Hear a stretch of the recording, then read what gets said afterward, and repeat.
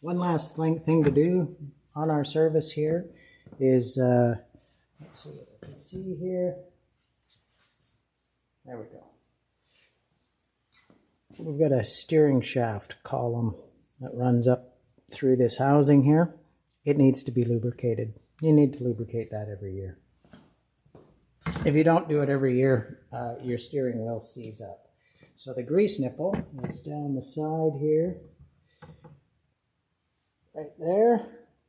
Sometimes they're underneath this plate, but there is always a grease nipple on your steering shaft. So that's the important one. We're going to grease our tilt after we grease our steering, and I'm going to just stuff this right up in here.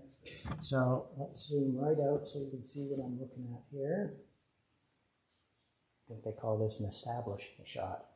So we're going to zoom right in here at the top of our steering shaft, and you can see the grease in there. Are we focused on that? Yeah, we can see that pretty clear.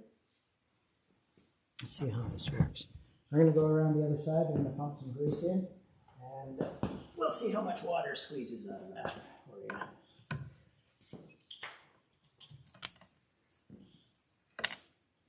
I can hear it, and I can see some water dribbling out of this side, and I've got some grease coming out the top there. That was like 4 pumps. Not a lot of water came out of this one, but a little bit. But now I know I've got grease in there. Yeah, you can see the grease that squeezed out of there. A little bit of water came out on the other side. That water gets in there, causes corrosion, and then your steering seizes up. Especially in a boat that sits all winter, we grease them in the fall there so that that steering won't seize up over the winter. And then the last bit to grease.